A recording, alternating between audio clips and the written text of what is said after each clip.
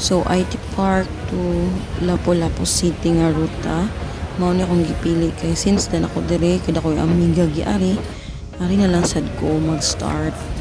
From here, maadto na ko sakay ko anang yellow nga bus series padung sa LLC or sa Island Central Mall, and then mag-taxi na ako padung airport.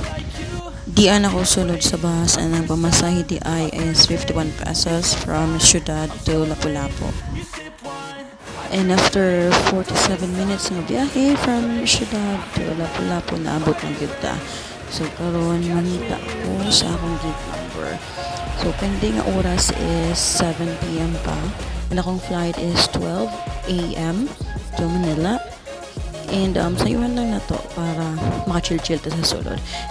And always remember, if you're a PWD, inform the personnel ahead of time or show them your ID para dili kayo lang ay sa linya.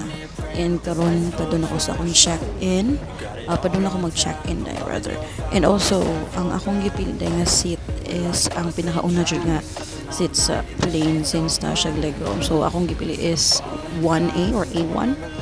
So mo to siya, ta siya og makachill-chill mong tuhod as in. So pilian na siya, although mahal-mahal, but then that's fine. Importante, komportable ka. I'm so late, you sip wine, I drink straight. Don't waste time to my place. I feel my heart it race. So naglayan ko kayo magkuha ko boarding pass. And then ang atong boarding gate is boarding gate number 10. So maglakad ito pa doon ato. Pero murag gikos na naman ang inyong person, mangita tagkananan.